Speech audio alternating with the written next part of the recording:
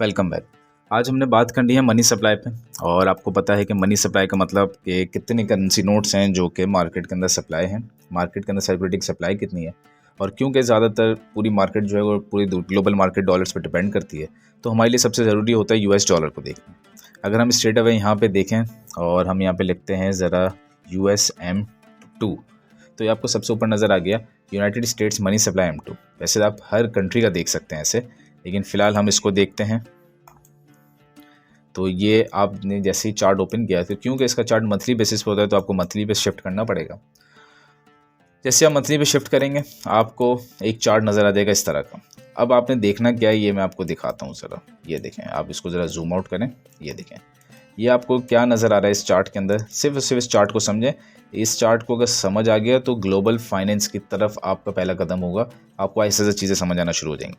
ये देखें, तकरीबन 1959 1 अप्रैल पूरी जो मार्केट के अंदर यानी कि यूनाइटेड स्टेट्स का जो मनी सप्लाई था वो तकरीबन $285 बिलियन था। उसके बाद से ये शूट करना शुरू हुआ, अच्छा खासा शूट किया है। और अगर आप देखें तो 95 तक ये 3.48 या $3.5 ट्रिलियन इनकी ग्लोबल सप्लाई थी। आज अगर आप देखें तो ये इस वक्त आज कह सकते हैं कि तकरीबन आप पीक पे आ चुके हैं और 21.56 ट्रिलियन डॉलर जो हैं ये मनी सप्लाई चल रही है यूनाइटेड स्टेट्स की। तो मनी सप्लाई से क्या रिलेशन है क्रिप्टो का, इस चीज़ को देखते हैं।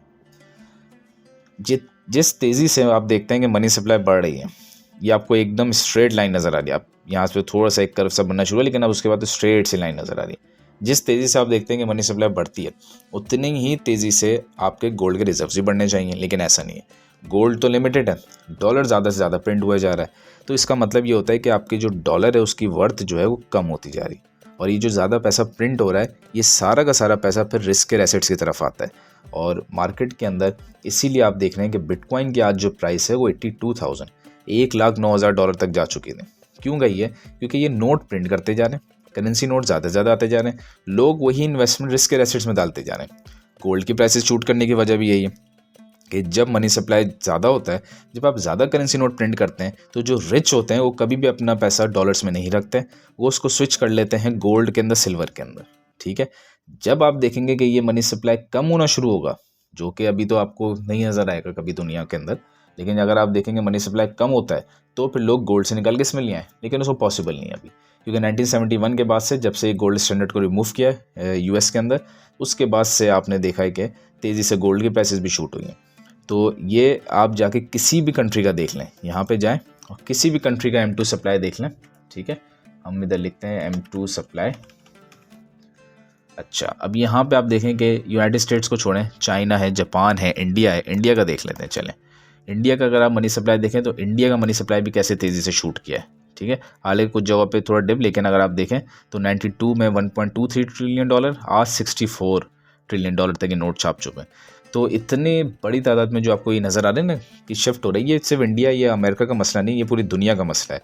आप पाकिस्तान उठा लें, आप चाइना, बांग्लादेश, किसी भी कंट्री को उठा लें, सबके साथ ये इशू है। हम चाइना ले लेते हैं ज़रा।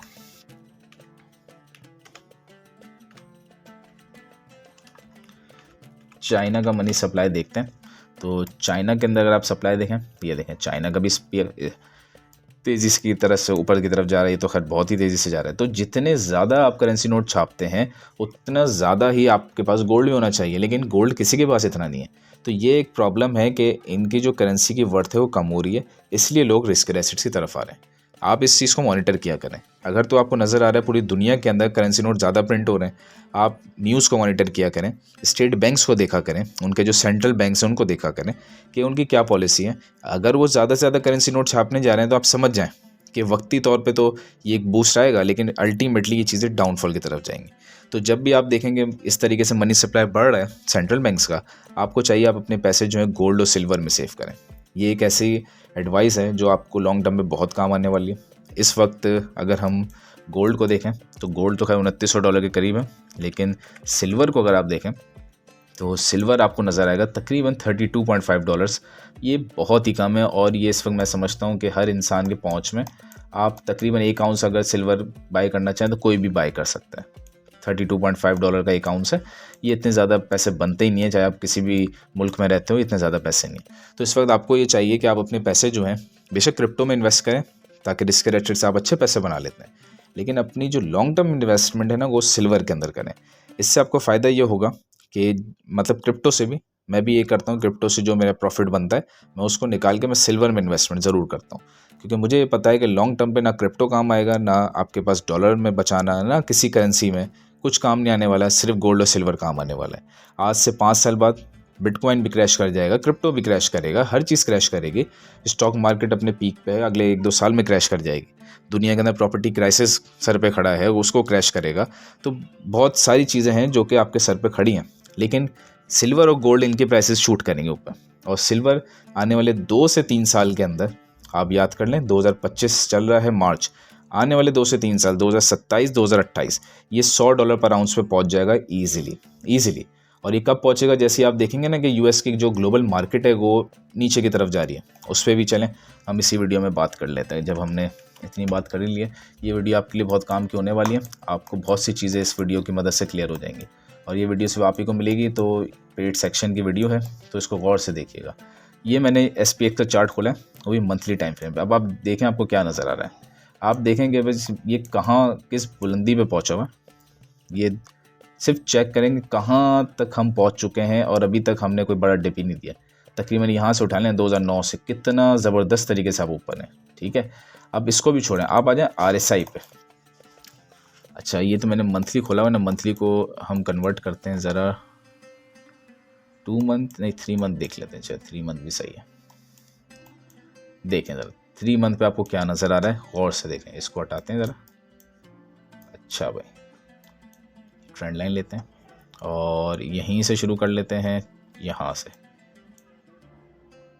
ये सिर्फ देखते जाएंगे ये हो क्या रहा है, ये मुसलसल हाई राइज बनाता जा रहा है, कब से, 2015 से। अच्छा देखिए, ये अगर आप देखें तो यहाँ से हमने एक ट्रेंड लाइन खींची है, ये आपको नज़र आ रहा है 2015 2014-15 से मुसलसल हायर हाइज बनाता जा रहा है ये SPX।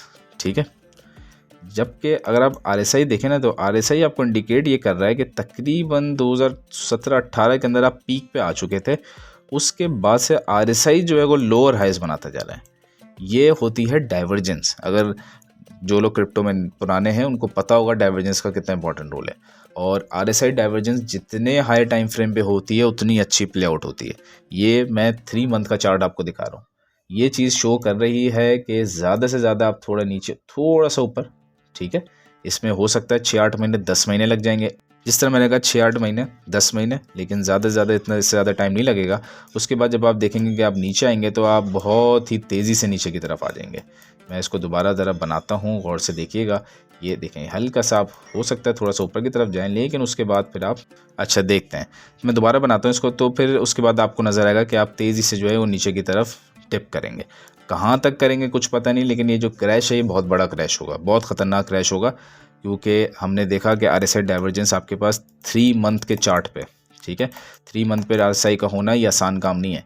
3 मंथ पे RSI मुसलसल लोअर हाइज बनाता जा रहा है, जबकि आपका जो US इंडेक्स है हाई बनाता जा रहा है। तो उसी के साथ आप देख रहे हैं मनी सप्लाई भी ज़्यादा है, मनी सप्लाई ज़्यादा भी इंडिकेशन कर रहा है क्रैश की तरफ।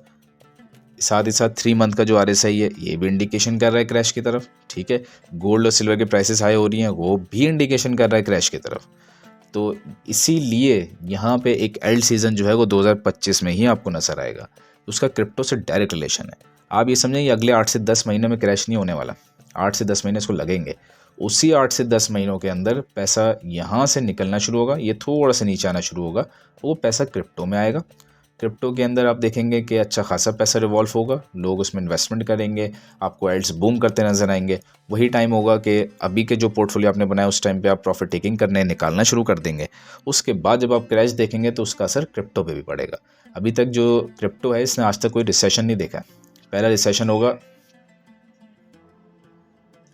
अभी तक क्रिप्टो ने कोई रिसेशन नहीं देखा, तो ये पहला रिसेशन होगा क्रिप्टो का जो आने वाला है, जो क्रिप्टो फेस करेगा। तो आपके पास बहुत अच्छा टाइम है इस वक्त, अपने पोर्टफोलियोज बना के बैठें। जैसे ही आप पीक पे पहुंचते हैं आप उसमें सेल करें, आप प्रॉफिट टेकिंग करें और टाइमली आप उससे बाहर आ जाएं। हम कोशिश करेंगे कि आपको डिस्कॉर्ड के अंदर टाइमली अपडेट करें हमारे पेड सेक्शन के अंदर कि किस तरीके से आप टाइमली इस चीज़ से बाहर आ सकते हैं। तो ये वीडियो है जो मैं उम्मीद करता हूँ आने वाले दिनों में आपको इससे और अच्छी अच्छी वीडियोस मिलेंगी, ताकि आप ग्लोबल का जो फाइनेंशियल सिस्टम है पूरी दुनिया का कैसे चलता है आप उसको समझ सकें। और ये चीज़ भी समझें कि करेंसी नोट्स को ज़्यादा प्रिंट करना कभी भी अच्छी चीज़ नहीं होती।